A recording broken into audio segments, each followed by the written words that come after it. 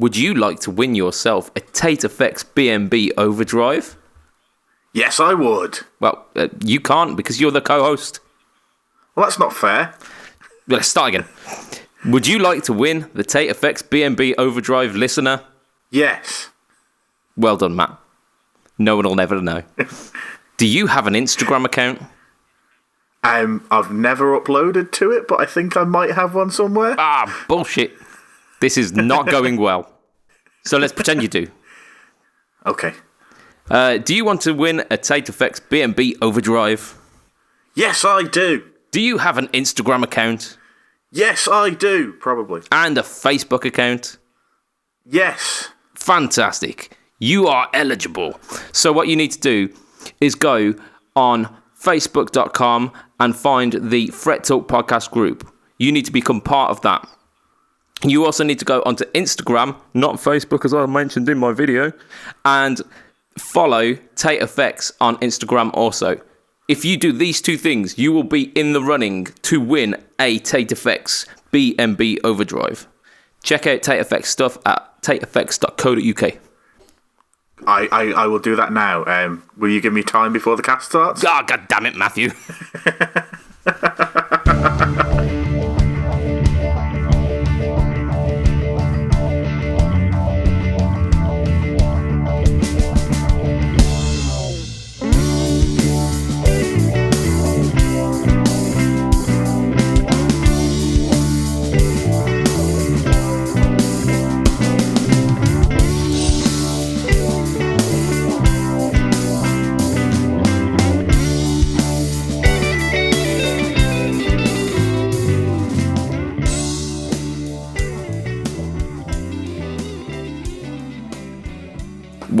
Welcome, Fret Talk listeners. This is your host, Mr. Budget Pedal Chap. You are joined by... No, he's not here this week. You are joined by Ayrton. He's not here this week. Fuck. Matt, are you there? Hi, Matt. Way! I'm not alone. I think I may have scared them off this week. Either that or it was a very, very quick turnaround for this podcast. Yeah, I think it might be the second one, just maybe. Yeah, just a smidge. There's nothing like a spontaneous casting, is there? No, it's a wondrous thing. Indeed. So, how are you, Matt? What's been going on? Yeah, not too bad. I had 2 gigs in 2 days this weekend, which was interesting. You absolute fucking monster. It was good fun. Tell me more. Well, I left work at 5:30 on Friday and had to be fully set up and sound checked by 7 o'clock at a venue a half hour's drive away. So that was interesting. That's somewhat of a mammoth task right there. Yeah, so basically, the rest of the guys had already part set up because they all finish earlier than I do. And I just rocked in, dropped my amp down and said, I hope you set the PA up. Like a pro. Yeah, and, it went well. They'd already sorted most of it, so luckily it was just a case of plugging my guitar and amp in, pedal board, putting a compressor on the pedal board, and then going for it. I'm listening. Putting the compressor on the pedal board. Yeah, you remember I talked about the little yellow Moore comp, comp, whatever it's called. Yeah, the yellow comp by Moore, yeah. So I stuck that on the board because we've got some clean songs and I need a clear, ringing clean sound that sustains. And it's good for that, but I won't be using it as an always-on pedal because it doesn't like my hotcake. At least if you stick it as the first thing in the chain, it just makes my hotcake not as good. That is a shame. And it's odd because my hotcake seems to react with everything else fantastically. But yeah, just whatever it is, the compressed signal into the hotcake doesn't quite do it for me. Maybe that was what it was with me, because I always have a compressor on. So maybe that's why you didn't like the hotcake. Yeah, I don't know. I'm sure I tried it on its own though. I might have to try another hotcake. Yeah, maybe you do. Or 2. Is this a spoiler alert for something future? Potentially. But we'll leave that as a spoiler for now. How did the other gig go? Really weird. It was in a bakery. Talk about cakes, that's normal. And then we're in the bakery.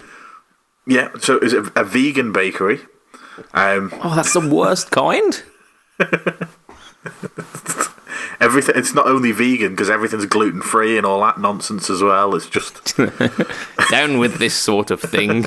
Exactly, Father Ted. Exactly. Oh yeah, but yeah. So it was in a bakery, which is weird, but it's an all right size venue. It's a bakery that has like a cafe inside it, and they basically hire it out to people because it's the size of a function room. So they hire somebody in to come and do food, and they all had a Christmas dinner and then got up and danced. And we were quite worried because there was only about 45 people there, but they were up dancing from the first song. So it's another good gig. Get in, loving that. Although it was we obviously set up and then left and then came back after they'd had their food, and one guy came up to us and asked if we'd be playing any waltzes, and we were like, no. And then he's like, oh, well, do you at least do some rock and roll? And we're like, well, we've got a couple of rock and roll tracks. He was like, well, will you just play them on repeat? And I was like, no. No. Like, do you understand what you've booked here? And he was like, not really. I had my head in my hands. I was like, yeah, I hope this guy is taking the mick, but I don't think he was. No, but the fact that it went well anyway, despite the fact he thought he'd hired a string quartet. Yeah, but it went well. Like I say, it went well. Everyone was up and dancing. Everybody was enjoying themselves. So yeah, it was good. And which guitars did you use for these gigs? The Friday night I used the SG and the Cabronita, and the Saturday night I used the Variax and the Cabronita. Bang on. I think I need to get my my Variax out again because it's been a while. Your Variax seems to come out more than a lot of your other guitars, though. It does. Which is a testament to its quality and just how versatile it is. Because I do trust it. But then I also have many guitars. Speaking of which, I've received 2 guitars on loan this week. One of which will be appearing on my YouTube channel sometime soon. It has appeared on my YouTube channel before. It is the Harley Benton SC. Because, I know what you mean. Yep. The Les Pauly shaped one. I mumble over the serial number because I'm sure I put it up as the 450, and I've been corrected about 4 times. So, yeah. Apparently, I said the wrong serial number. I said the wrong colour as well. So. Was it not Honeyburst? It was Faded Honeyburst. No, I think it was something like Faded Violin Burst. So there is that. Do I care? No, not really. Not even the slightest. But it's come back from Fletch because it's actually Fletch's guitar. But he's put some blends in it, so that's a thing. Nice. That sounds like an amazing thing. Well, we all know my opinion on the blends. But these ones are unpotted ones as well. Yeah. So apparently, unpotted pickups are supposed to be even more kind of responsive. But they do have that downside of squealing when you put a lot of drive through them. So we shall see. We'll see if I can get them to squeal. So can confirm that you definitely can get them to squeal even without a lot of drive.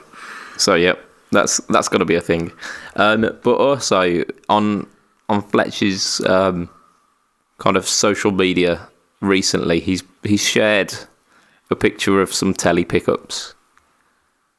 And these telly pickups, the wooden topped ones. Yeah, so it's the wooden top ones aren't a new thing, but the neck pickup is kind of half covered, half uncovered. Yeah. And I've got his telly with those in as well. So very soon I'm going to be wanting a set of them. So That's up and coming, but it's obviously I've not played them yet. Otherwise, I'd be telling you exactly how awesome they are. Yet being the key word in that sentence. It's inevitable because I don't think he's made a pickup that I've not enjoyed, and upon picking these guitars up from Fletch, I also dropped off my Fireman, which is now officially going to get some single coils in it, and I don't even know what they're going to be. I just said, go crazy. You're going to have one that's rated like 15k output, one that's about 11, and one that's about 3. And I'm going to love every second of it.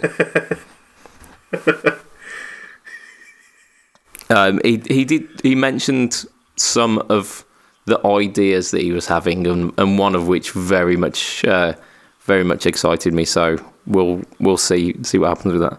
But I'm not gonna let away the secrets just yet. As I mentioned to you before the cast, I have been very, very busy over the past couple of days with podcast-related things.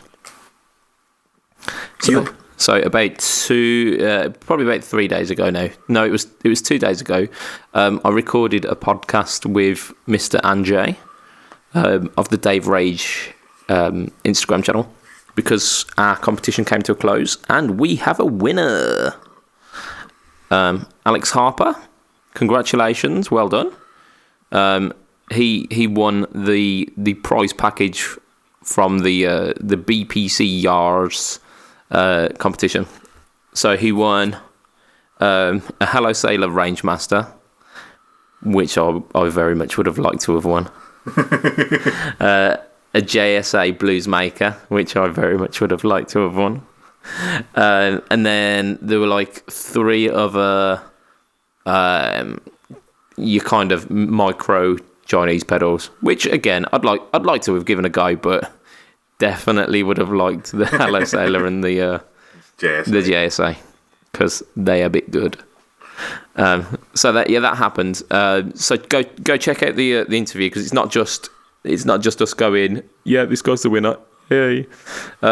There's some interview series in with that as well, and we talk about some of the stuff that's gone on his channel recently, and he's been reviewing some Harley Benton guitars himself. One of which was a 335 style Harley Benton, so definitely worth having a check out of that. And you also at the start gave the greatest. Yeah. You also gave the greatest metal band name in history in the middle of it. Go on. The death cries of a robot chicken. Indeed, I think that might be my debut metal album. Yeah, I'll fight you for it all the way because that's amazing. Or we can team up and make the. It's probably going to be the worst metal album because I'm a blues player predominantly. I play indie and at home I play blues. There you go. So it's going to be an ill-conceived metal album. But hey ho. Concept. Blues metal concept band, that's what it will be. Yeah. There's not even a portmanteau word for blues and metal, is there? Blettel or blues? Either way, it sounds like it's something that you need to construct from an IKEA flat pack. Oh dear. So, yeah, I think blues metal is it's already onto a loser there. But yeah, at the start of the cast as well, you will have heard that there's a competition going on for Tater Effects, the B&B Overdrive. And Didn't know he was from the West Country. Taters, yeah. Tater Effects. That's it. Tater Effects. He needs to make the Spud Drive or something like that. That'd be brilliant, wouldn't it? The Cider Drive. That's it. Taters. So yeah, 2 ways to win on that. And I forgot what they are. So yeah, you need to be part of our Facebook group. Facebook group. Yeah, so the Fret Talk podcast. Instagram. Yeah, that's it. So our Facebook group, his Instagram. I did say in the YouTube video that you need to like and whatnot. Like and follow his Facebook page. But I've been having real trouble with that. I tried to sort it out with Moog, and I couldn't work it out. So there's either some mental link problem with it, or I don't know. So the Instagram is where you need to go. I will be going through on the closing date. I'll be going through the people who like the Instagram account and the people who are part of our Facebook group, and painstakingly cross-referencing who's part of both. I might... Sounds like a fun afternoon. Yeah, it sounds like a horrible spreadsheet-filled afternoon, but I will do it. And then I might even make a video where I've put all of those names into a hat and draw one. So... Is it going to be a metaphorical hat like the one you just had? Yeah, it may be that one. It may be a metaphorical list. I might just scroll down the list and point at someone. Matt Quine. I think I might be exempt from this. Yeah, potentially. So somebody in the intro mentioned something about my name not being allowed. Yeah, and unfortunately, I'm not allowed as well. So it sucks. It's the same kind of thing with this Hello Sailor Rangemaster that I would have loved to have won. But hey ho. Could have just not put it as a prize and just accidentally counted. But you know what? Both us at the Fret Talk podcast and Mr. Stuart Tate are spreading some Christmas cheer. So I'm cool with that. Although the draw, I think, is probably going to happen after Christmas. Well, didn't you say till the end of the month? Yeah. That's definitely after Christmas. There. But it's still Christmas cheer. Woo! Yeah, I mean, Christmas lasts till like October these days, doesn't it? Yeah, and then you get probably a week off, and then the Christmas stuff comes back in the shops. Yep.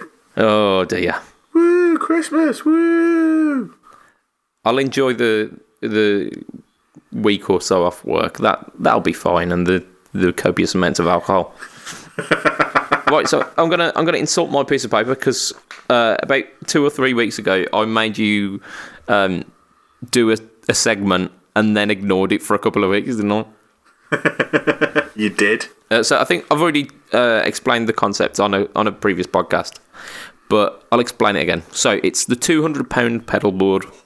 So we are to assume that through some magical series of events, all of your pedals have been taken away. They are not available anymore. But your patch cables and your power supply and your actual pedal board are still there, so we don't need to worry about them. But you've got £200 to make a giggable pedal board. The rules are that you could use the gear exchange for it, or you could buy new, that's fine.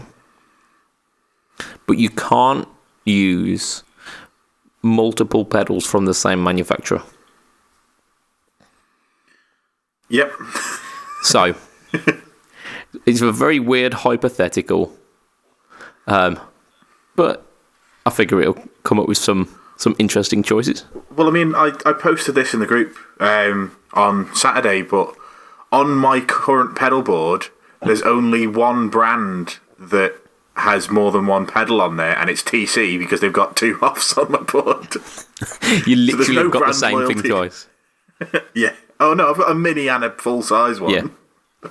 But yeah, and they're the only brand that repeats, so it's fairly plausible that I put together a board without repeating any. Yeah. So I've managed to get 1, 2, 3, 4, 5, 6, 7 pedals. I managed to get 7 pedals, and I believe, if my maths is correct, which it probably isn't because I did this very quickly, that I hit the £200 mark bang on. However, this assumes that I'm going to collect each and every one of these pedals because all of them are from the gear exchange bar one. Okay. Fair enough. I have managed to get 7 pedals. Ooh, nice. Some of mine are new, some of mine are used. and I did not take postage into account. Yeah. I also managed to go £1.40 over budget, but because mine's been set for over a week, that's my interest on buying them from last week to this week. And I am sure if you would haggle with some of those used prices, you'd be able to get like 20 pence off this pedal, 30 pence off this one. Yeah. So it would probably even out. Just out of interest, what's your most expensive pedal? £50. Just fair enough. Mine's £44.79. I'm assuming that is bought from a shop and not some very pedantic eBay salesman. I can't comment. Right, so go on then. Give us your pedal. I've started off, I've rebought a Dr. Green tuner. It's 25 quid. So that's what I've started with. Oh, my shit, next pedal, tuner. Fuck. Yep. Okay. Next pedal was a TC Electronic Nether Octava that I rebought. Yep. Again, £26 new. Cool. The next one, the £44.79 pedal. Yeah. Is an eBay buy it now price. Okay. From somebody selling one in France for a Tube Screamer Mini, because it was the cheapest Tube Screamer Mini I came across. Okay. And it brought me down, because I'd seen some for £45, seen some for £47, seen some for £49. This was £44.79. Yeah. Buy it now, no postage costs. Yeah, so you probably could have got one cheaper on a different week. I've seen them go for like 30, 35 quid. Yeah, I just couldn't find anything the week I did this, which was a couple of weeks ago. Yeah. The next pedal I got was a Nux Chorus, a Nuex Chorus. Nux, yeah, we're not going to entertain the fact that they call themselves Nuex. They're Nux. Yeah, and that was $24.99. Brand new, yeah. Yeah. Cool.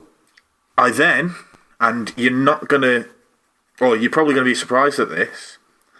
For £36, I went for a bass soul food from Electro Harmonics. Okay, yeah. That's an interesting one. I chose the bass soul food over the original soul food because of the clean blend. Yeah, the blend. The circuit is very similar anyway, and that clean blend just allows you to have a bit more clarity. The soul food is it's like, people call it transparent overdrive, but it's not transparent in the slightest. Yeah, it's not at all. Yeah, when you start hearing the drive, that's when the transparency's going, isn't it? Yeah, so I wanted that clean blend to kind of, make sure that I could keep some clarity. Obviously, I'm running all this with the Hayden so that I've got drive in there as well. Okay. I then picked up a Mua Skyverb for £17. Yeah, the better of the two, yeah. Yeah, so I picked up that one again. That was a buy it now on eBay. And the final pedal I picked up for £27 was the X-Vive Phaser King. Oh, yeah. Which is the You've got one of those, that I've got. The cheapest I could find it was £27. Now, I paid £25 for mine, so really I came in under budget because I managed to buy one in the past for £25. Yeah. This one, again, was a foreign listing on eBay in Europe for £27.62, which brings my overall total to £201.40. So I think you got screwed over with the Tube Screamer there, because I've seen them go 30, 35 week in, week out, but I think on occasion I've seen them go as little as 25 quid. So I guess it's down to mine now, isn't it? It is. So first pick is the MXR Dynacomp, and I managed to find that on the Gear Exchange for £40, which... Nice compression-y goodness. Yeah, it's a bargain if you ask me. And I think you can get them subtle enough that I will have it as always on. Right, so my next one... so that was 40 quid. My next one is the TC Electronics Dark Matter not the Mojo Mojo. Wow. No, who are you and what have you done with the budget pedal chap? There's a reason for it. The Mojo Mojo does something which can be attained in a similar way by some other pedals, and the next pedal will explain where I've got that kind of sound from. Okay. The Dark Matter is a kind of slightly crunchier, more kind of toppy drive, and that mixed with the Mojo Mojo is a brilliant sound. But because I can't have both, I had to get the Mojo elsewhere. Okay. How much was that? Did that cost you? So those are 35 new. Okay. So that's not bad at all. The next one is the Boss SD1, which gets in a similar kind of ballpark to the Mojo Mojo.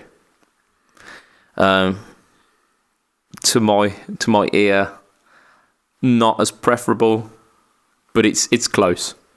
And it's probably a more versatile drive than the Mojo Mojo, in the fact that you can use it as a boost, as well as a drive. But I'm using it as a drive in this sense. So I've got my Dark Matter set to like a really kind of to a light drive. I've got the SD1 set to a light enough drive. Combine them, I've got my heavy drive, and I've got an EHX LP. How much was the Boss? Oh, that was 25. And I've got my EHX linear power booster for 20 as my lead boost. Okay. So I of course I need a phaser, so I've gone for a Moon vintage phaser, which I found for £20 on the Gear Exchange. I don't think they're much more new, to be honest. And I also need chorus. This is where I decided to splash out a little bit, and I went for the Gaiatone Micro Chorus, the MC2, and that was going used for £50. I mean, okay. I've not heard of much from Gaiatone. The only pedal I heard from them was their, I think it was called the Mini Rocker or something like that, which was an auto wah that Guthrie Govan absolutely championed, and it looks like it's from the same series of pedals. So I thought, hey, if that one's good, surely. And it's a 2 knob, so I assume it's kind of CS2 based. Yeah. Not CS2, what am I on about? That's CE2. CE2, yeah. So I've done all of them apart from one, which is my delay, which is the Bellcat analog delay, which comes in at £20, which I've been told is pretty good. And that should come to 200 exactly. I'm afraid anybody following along at home with a calculator Go on. will know that comes in at £210. Oh, right, so where am I going to save a bit of cash? MX Argyle will do me for 35, I'm sure. And Dark Matter, I'm paying 35 there. I could get that for 20. I was going to say, you can get that for 20, so you'll be fine. Yeah, so a bit of a fluff on the math there. But generally, Math? Are you American? Maths. MAFFZ. Maths. So, yeah, I mean, considering that I had to buy my entire board again, it's not too dissimilar from what I've got already, to be honest. So, I should potentially be less predictable. Yeah, bearing in mind I rebought 4 pedals. I'll drink to that. Whee! Probably should have actually looked at some other pedals, but I wanted stuff that I knew what it sounded like. So. Yeah. I mean, it was about kind of getting your rig, but again, and on a budget. So we have. I could have just said, I'll just get the budget pedal chap to make me 10 pedals. That's it, yeah. You probably do it for 200 quid, to be honest. And they'd all have pictures of dicks and balls and jizz and all that awesome stuff. Yeah, I am thinking of making a pedal with some beaded graphics on the front. Based on our conversation last week. But we're relatively far into this podcast and we haven't even tickled the news yet. So let's go for some news. Nudes. Yeah. Nudes. I don't think anyone wants to see that, mate. No comment. Yeah, I'm definitely out of shape. Well, I'm round, which it's a shape, but it's not a good shape. No. Right, so as I mentioned last week, Fender have literally dropped a massive news. So we're going to go a little bit in depth with this one. Fender Performer Series, so American Performer Series, maybe. This is it's something a bit mental. So I've got a Jazzmaster, I've got a HSS Strat, I've got a Mustang bass, I've got a Jazz bass, single humbucker telly, so a single coil bridge humbucker neck telly, a standard telly, a standard Strat, and a Mustang. There's a HSS Strat, isn't there? Oh, I mentioned that one. Did you? I did. I didn't hear that one. It's okay. I mean, essentially, when people read lists, it's very difficult to pay attention to every detail in that list.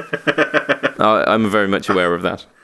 Basically, what I've taken from this is they've got a couple of tellies and a couple of Strats and some other things. Yeah, they've got some superfluous bollocks, haven't they?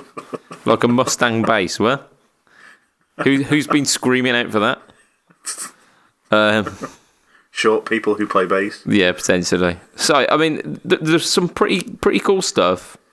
So a lot of the the Jazzmaster and the Strats have got the fat headstock, which I love. Get it in the sack. After that PRS last week, how dare you? How dare you, sir? What do you mean last week? I put it in the group chat today. Yeah. I put it in the Facebook group today. That's it. Yeah, and let the hate roll in. So they've got the fat stock, which at least distinguishes them from other Fender stuff. So it's distinctive. With the Jazzmaster, it's no longer got the mental trem system on it. It's got an equally useless but slightly more useful synchronized vintage trem. So the 6-screw vintage trem. Is that what they're calling it? Synchronized vintage trem? Yeah, that's what they call those ones. Apart from Strat trem system. Yeah, well, that's the kind of the universal name for them, rather than the 2-post.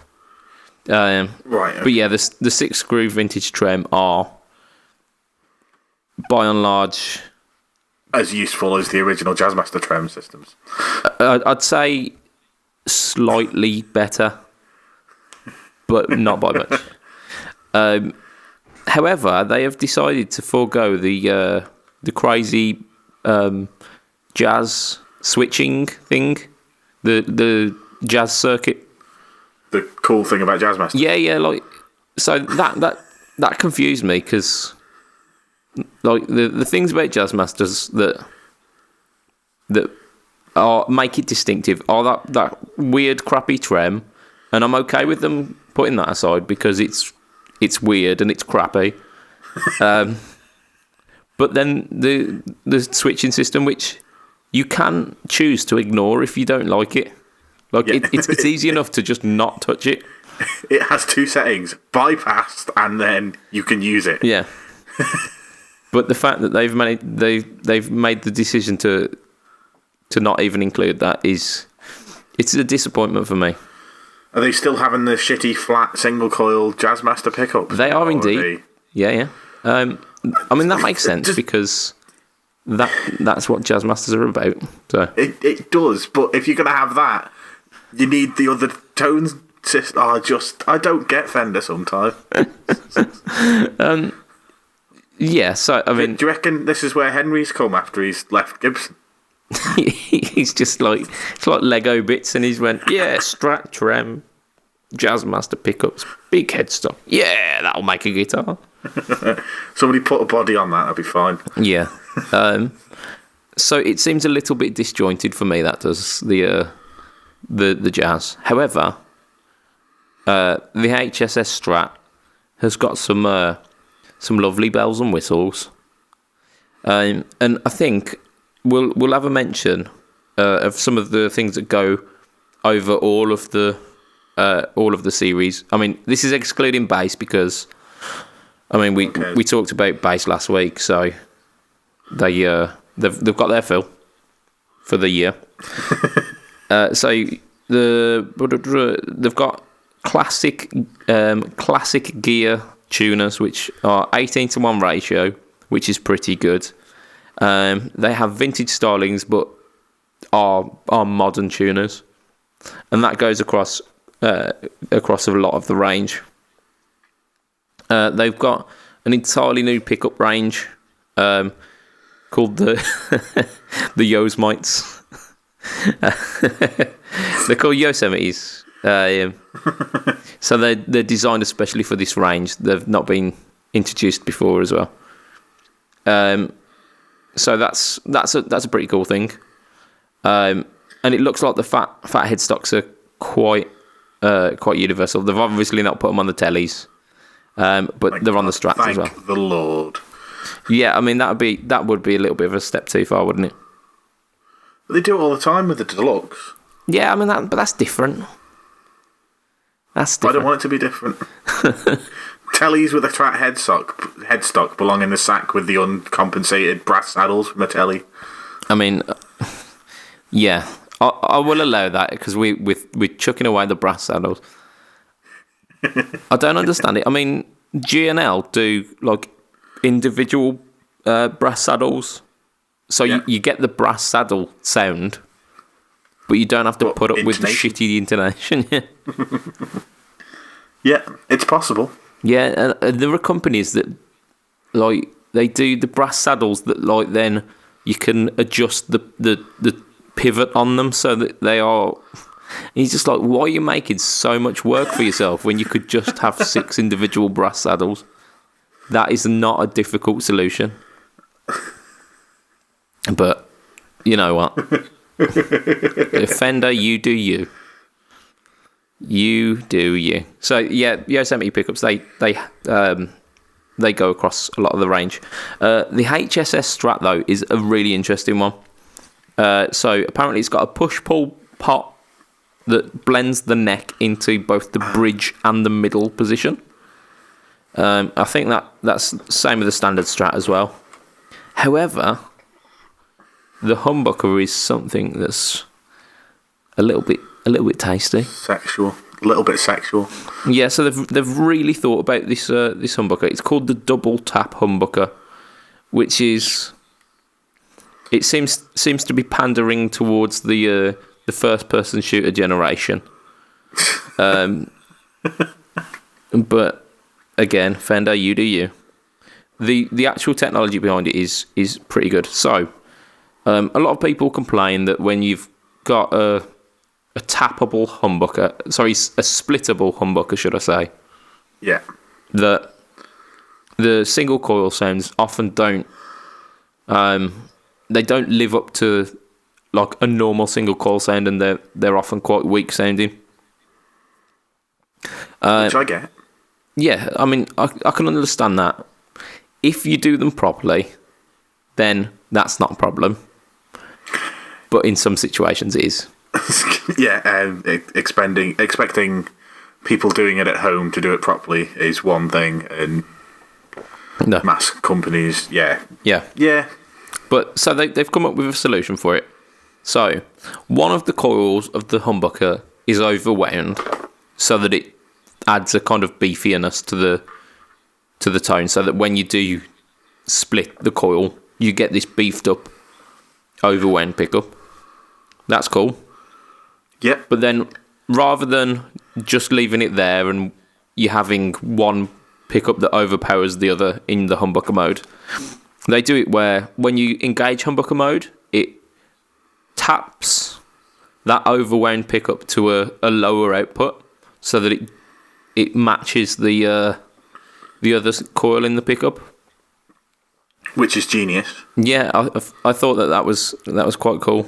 And aside from the name, I'm down with the double tap bucker.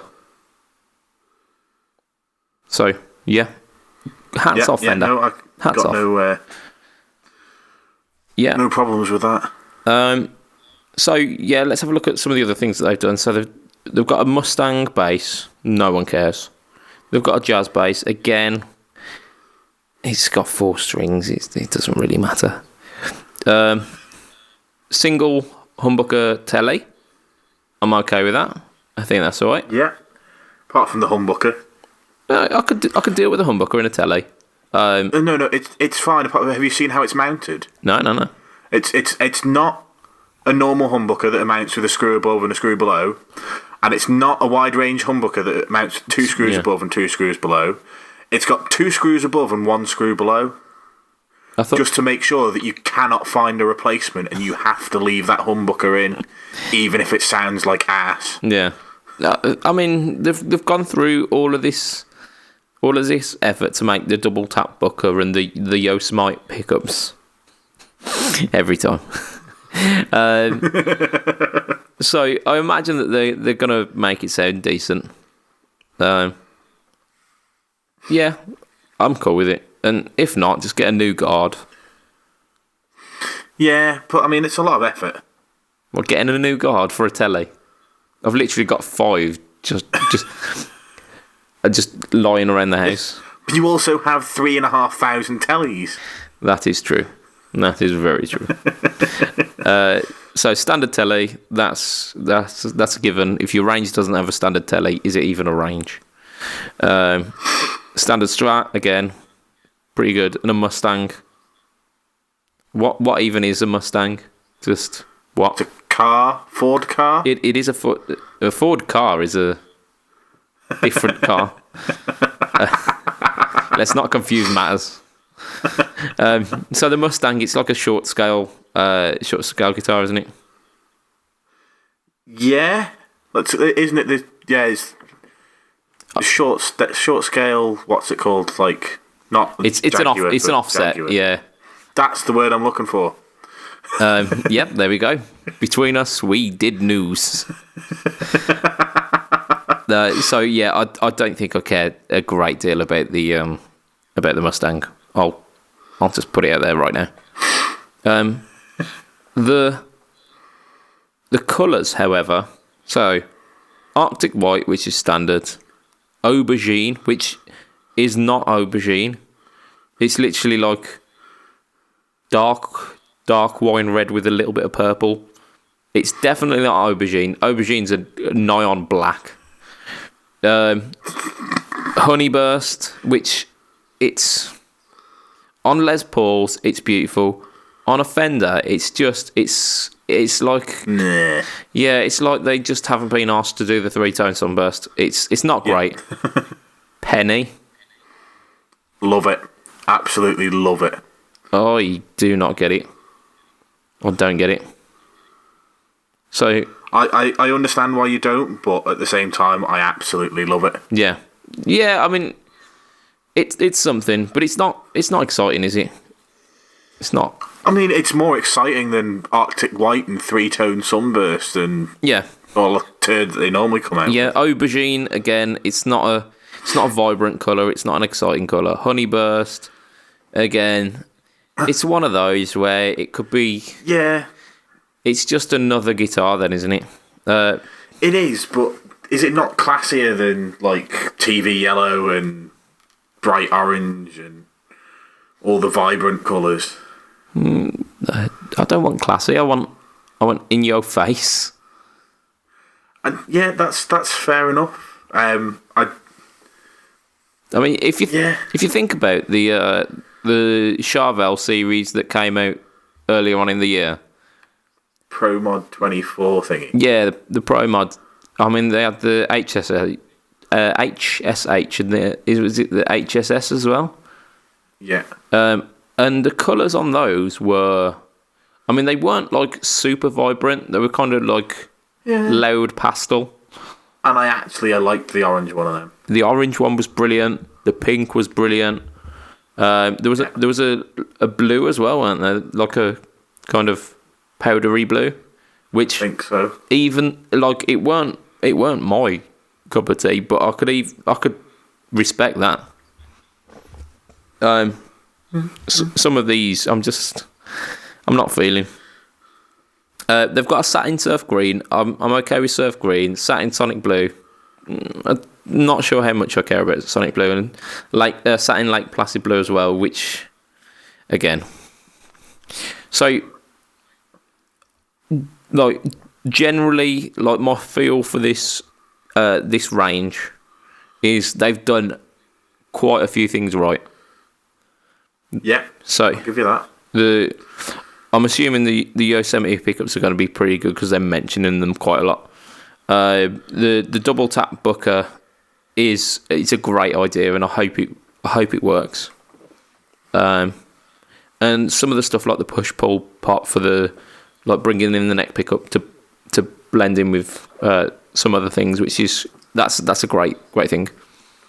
Love the fat headstocks, but I'm not down with the Jazzmaster veering off the Jazzmaster, and I'm really not down with the colours. No, and I think my other big downer on this is some of the colours are available with a rosewood or a maple board. Any of the decent ones are only available with one, not the other. That's a bag of dicks, isn't it? What's the point? Like, seriously, what's the point? You make these two pieces completely separate and bolt them together at the end. What difference does it make if you bolt the one with the brown board or one with a yellow board? Doesn't make a difference to your fender, so don't be dicks about it. Matt Rant. Love it. I think there was some complaints about the range having too much choice, and having a rosewood and a maple board option would mean that there was then even more choice. So, well, get rid of Arctic White, which we've had in every single guitar ever made. Get rid of that as a colour choice. Get rid of Turd Yellow, or whatever they called it. There wasn't a yellow on there. Honeyburst. I can't even remember what it. Honeyburst, that was it. Get rid of that. Yeah. Have the slightly more interesting colours. Right, so if I was getting rid of Arctic White, I'd replace it with aged Olympic White. So like the kind of almost yellowy white that the Malmsteen Strat comes in. But you're defeating the object of me removing them so I can put both boards on all guitars. Yeah, I am. Yeah. Okay. And I'm fine with that. Continue. I'm fine with that. Okay, so you've got rid of Arctic White for Olympic White. Yeah, I've replaced it with aged Olympic White, so it's almost yellowing. Get rid of Aubergine completely. Get rid of Honeyburst completely. I'd keep Penny, even though I don't like it. Satin Surf Green, I'd keep that. Satin Sonic Blue, I'd keep that. Fuck Lake Placid Blue. Fuck that right in the ear.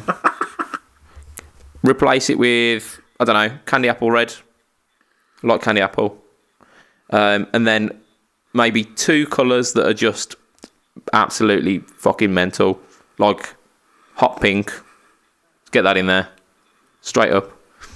And maybe, this is a strange one, but maybe ebony finish, but with binding. So is this for your tellies or your strats or all everything? All of them. Binding on a strat. Bound Strat, bound telly, bound Jazzmaster. Okay. Mustang can go fuck itself as well. Yep, fuck Mustang off. If we're doing that, can I suggest we just put rosewood boards on everything? Yep, sorted. There you go, Fender. Sound. We've fixed your Performer series. Oh dear. Yeah, I figure we've been quite productive this afternoon. Yeah.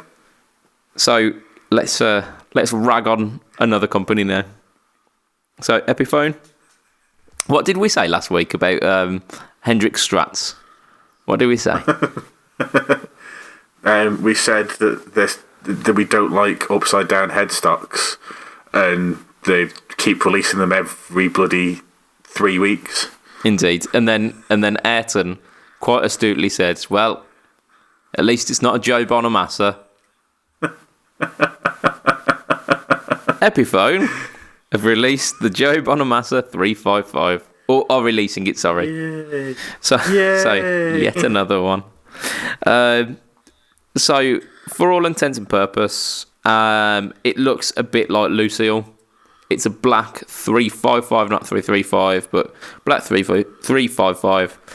Maple poplar, maple laminate top, slim taper D. Ebony board, ebony on the Epiphone, but rich light on the actual Lucille. Shop. Yeah, on a custom shop. yeah. The $4,000 Lucille gets rich light. That's fine. Ebony on the Epiphone. Graphtec new bone nut. New bone. I'm sure I need to laugh at that if I've laughed at slim taper as well. So, ha ha ha.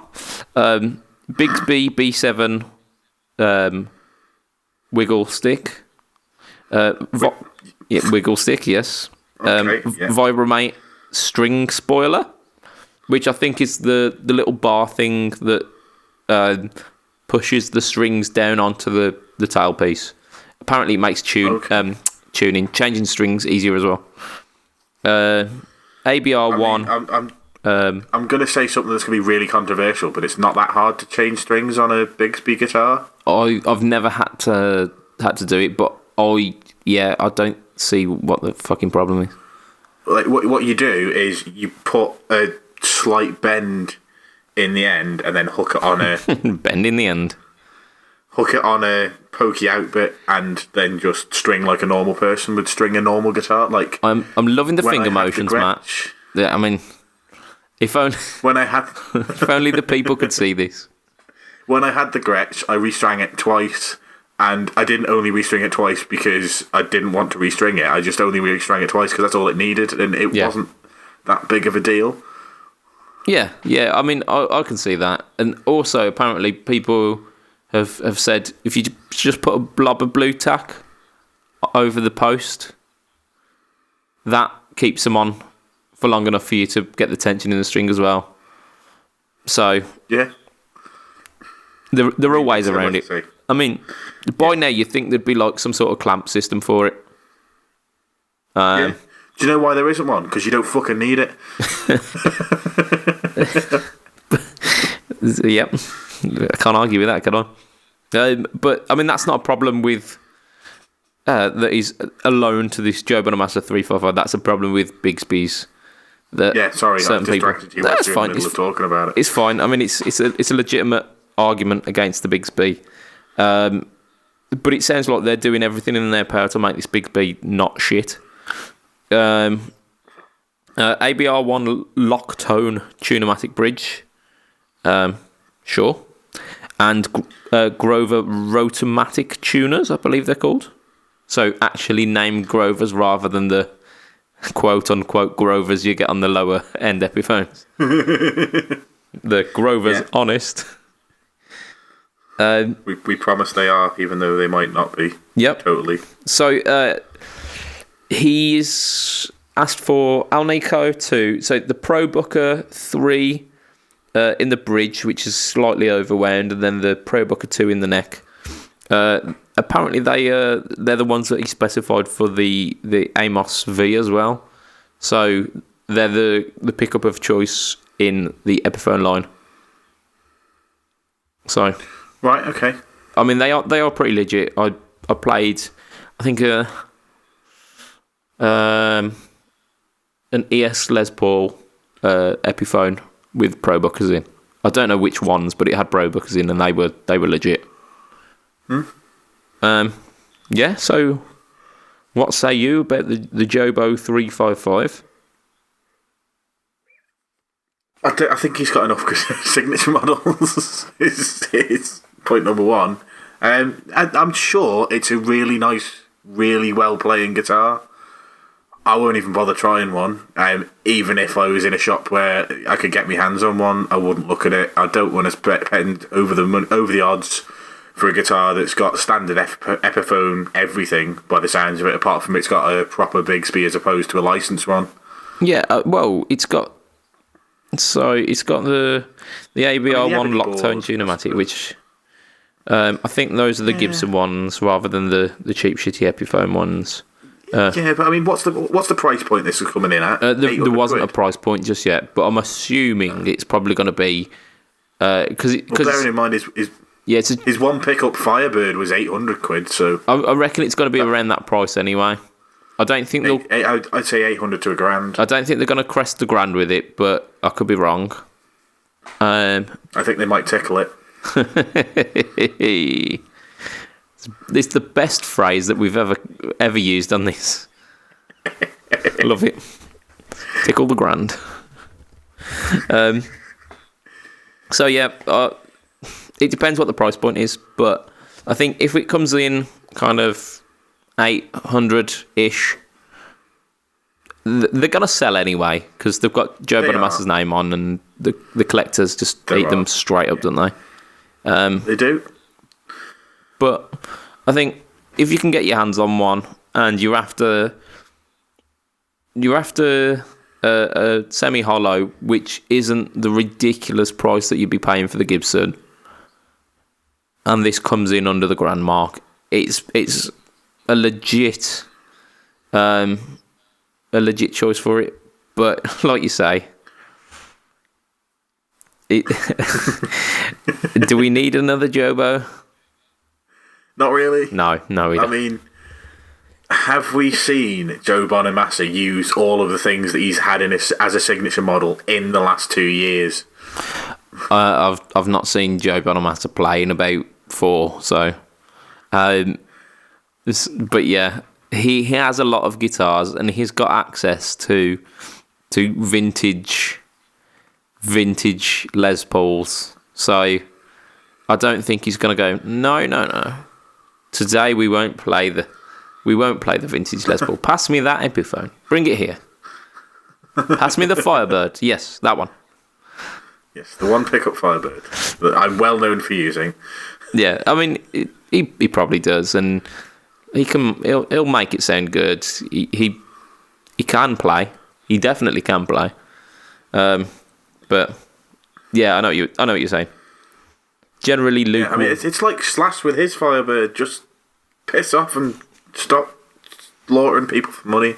That's it. Well, I think it's not only down to them, is it? But I'm sure they don't mind the extra couple of zeros that roll into their bank account. Yeah. So our final bit of news this week, we're running into a massive cast for this week. So we'll keep it short, which I don't think we will. Pedal Train have released a solution to a problem nobody's ever had. Well, let's wait before we absolutely. Hang on, no, it's a problem you had because you didn't buy a tuner. Well, yeah, so I might be looking for this one, not for the price they're fucking asking. I can tell you that. So, Pedal Train, the SST, it's called the Space Saving Tuner. So essentially, it's, if you imagine like quite a long USB stick, it's a bit like that. So it's about the kind of thickness and dimensions. So it's not a pedal, but it's like a board-mounted tuner that kind of slots between your pedals. So the little gaps that you have between your pedals. It's got a super bright display, so it's easy to read, and you can adjust. You can adjust the tuning from like 432 and going through to 440 and upwards. I don't know by how much. I didn't care because it's 440 in it. Yeah. No, it's 432. It's 432. Music is better when it's 432. Sure, it is. I mean, I've seen the YouTube videos where people are tuning to 432 and saying, "Oh yeah, but it's like a spiritual resonance." And it's like, fuck off.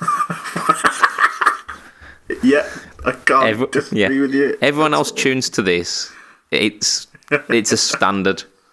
Stop trying to imperialise fucking tuning.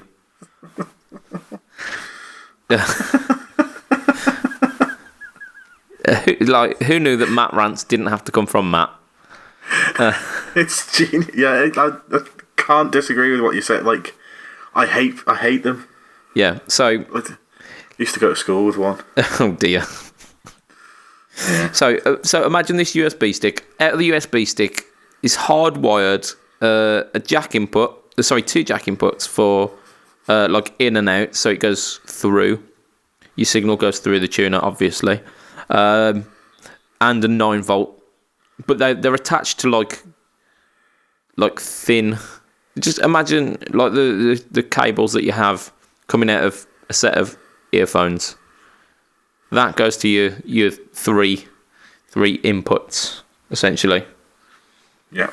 That for me is strike one. Yeah. Okay. Go on.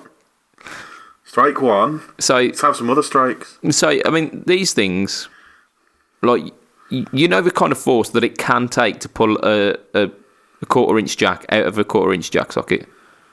Yeah. You're going to snap those cables straight away. Yeah, I mean, they're going to come out, yeah. They are going to just literally pull out of this mental little USB stick tuner thing.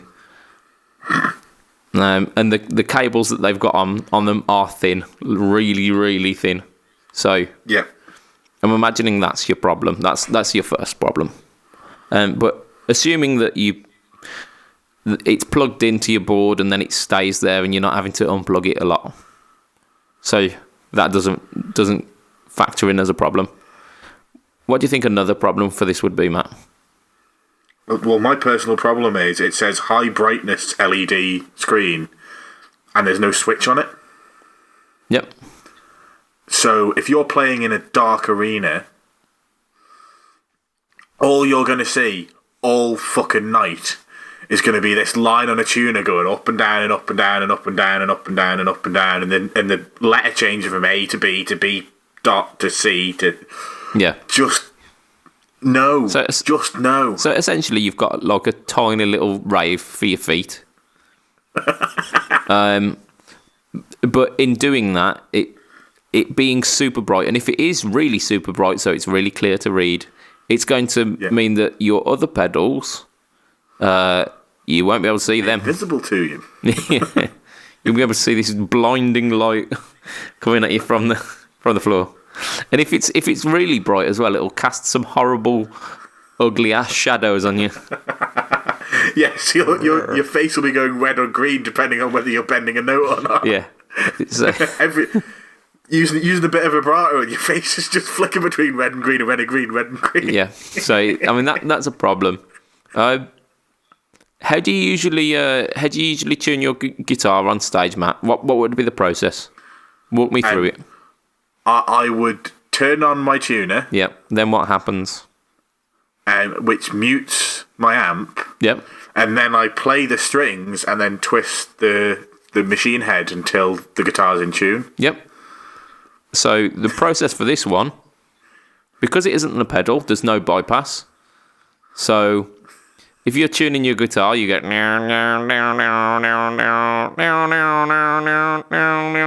while the singer's trying to like G up the crowd. That's not going to get. Oh, you can turn your amp off. Well, I mean, there are solutions like you could have a mute switch at the end of your board. Which then defeats the object of having this fucking product in the first place. Yeah, done it off.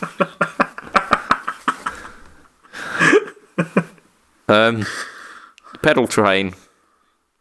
Bless you. You gave it a go. You make boards that some people buy. You've now made a tuner that I don't think anyone will. The piss take as well. It was coming in at like $60. So you could get a real tuner for that. Like a proper one. Yeah. So my solution for this would be polytune clip. Yeah. So you haven't got any space on your board. Shit. That's a problem. Polytune clip. And problem solved. Yep. You don't have to have your volume on for the polytune clip to work. So there's your bypass.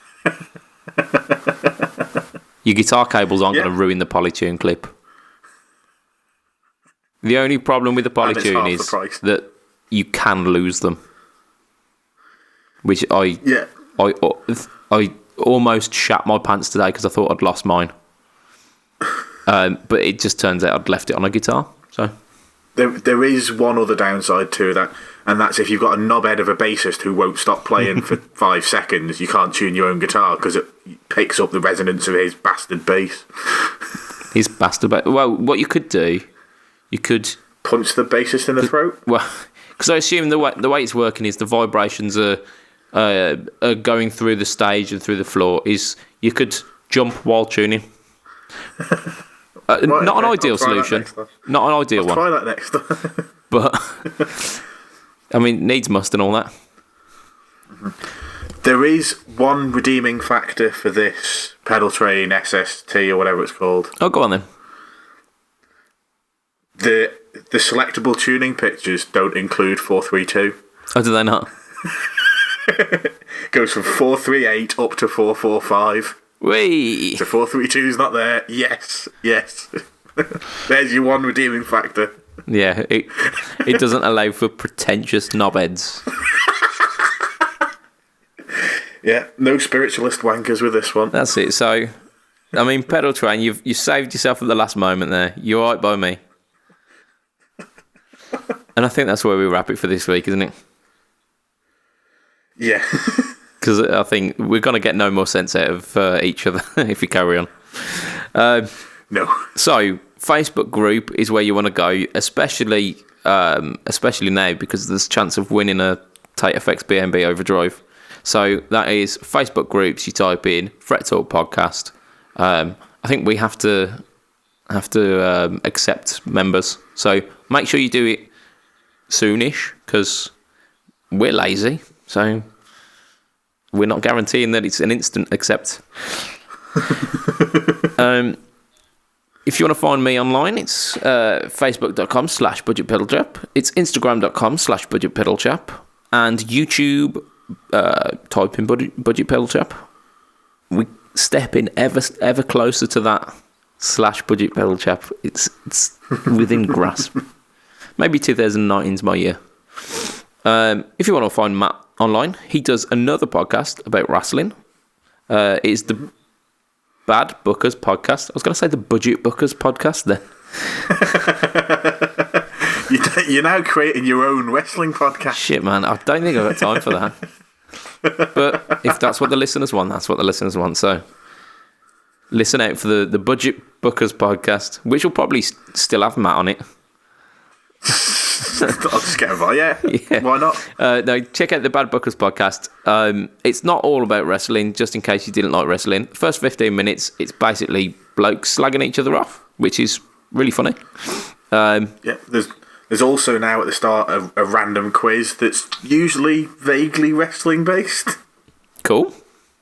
I'm gonna have to jump back on that train and have a listen to that. And you've also got a band, which is facebook.com/switchio. And Correct. if you want to talk to Matt like via the medium of the interwebs, just chat any shit to him. It's Twitter, heel_MattQ, and that's where you'll find him. Correct. I don't think there's anything else that we need to do for this week, is there? I think that's us. No, I think we're good. So thank you for listening, listeners. And don't forget, get yourself in the Facebook group because there's free shit. And the pedal is absolutely fucking wicked. It is. So, from myself, Are you sure I can't have it? I don't know. I'm gonna have to consult the powers that be, and I think that might be me. We could just tell them that somebody else won it and then make up a fake name that both accounts got, and then I could have it. That's it. Mateo Quinos. He is from Spanish. El Españo. I think we may get rumbled somewhat. Oh dear. So from myself, the Budget Pedal Chap, from Mr. Matt Quine, it will be a goodbye and good night from this week. For this week. Fuck this week. Fuck you. Fuck this Fuck. week. Good night. Monday you can't say fuck this week already. I believe I can. Tatty bye. Bye. Oh, mate, that was a train wreck of an ending, that was, wasn't it?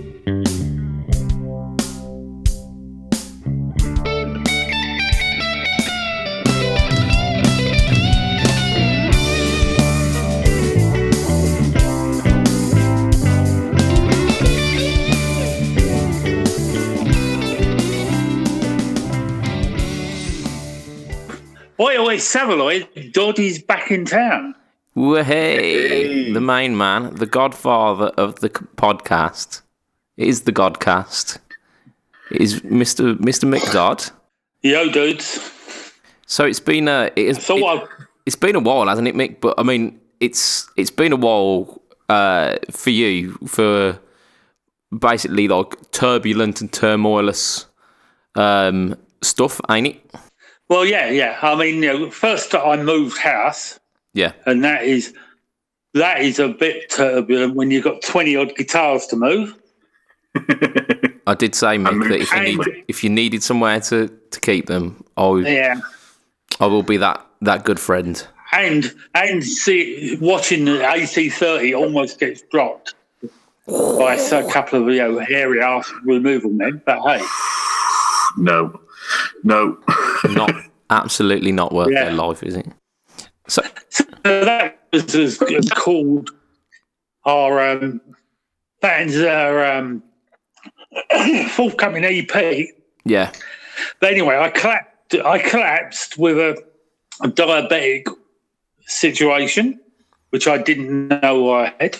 But hey, so spent sort of the next 3 weeks in a German hospital, and then 4 weeks in a dodgy Essex hospital. And I've been out about a month now, but I thought I'd come and say hello to you guys, having celebrated a new guitar.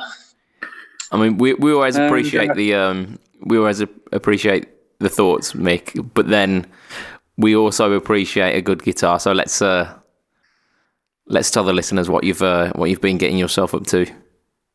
Well, I got myself a little Fender Japanese, the old FSR, made in Japan.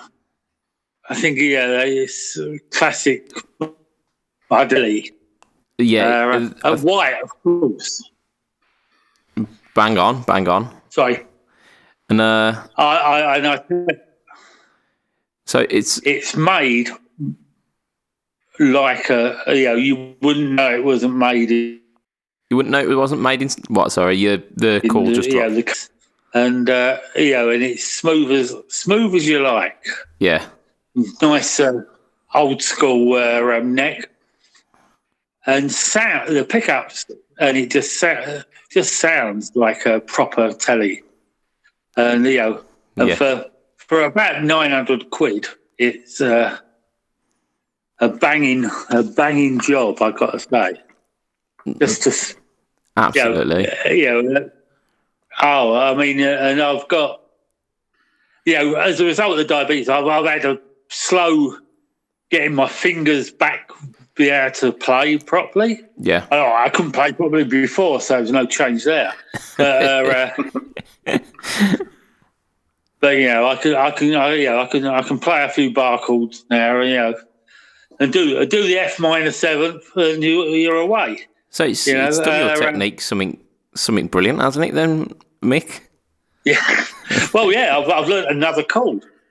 Well, hey, get in. I mean, status quo. But, only knew 3, didn't they? So. Well, I mean, but I've got to say, so like, sort of having an easy guitar to play. Yeah. Has made it easy to return to some form. Yeah, it makes the rehabilitation a bit of a pleasure. Oh God, yeah. And and I've managed to, I've slowly getting my music room together. So, I got the Hughes and Kettner up to speed, and that's working great. and with the telly going through that loud, it's just as good a sound as you'd like to hear. And what Hughes and Kettner's this one? Sorry, Mick. It's been too long. It's Tube Meister. The Tube Meister. Tube Meister. Yeah, 100-watt combo. And you're winding up a 100-watt combo and your neighbours aren't knocking the door down. Well, very fortunate in that I've moved to a house that's a little bit isolated. So you can turn it up very loud and disturb no one. All right. And, most of the neighbours that were in the vicinity are all deaf anyway. They're about as old. Get in. So, you can put it up loud. Yeah, I'm in the wilds of North Essex now, so it's a bit remote, But, the tubes were recently updated by my good friends at PMT, and this thing is. Can I use the profanity? It's fucking loud. I think we would expect nothing less, Mick. Yeah. No, I've got a nice sort of music room now. Yeah. The windows were shaking, and I ended up having to put the old earplugs in. Yeah.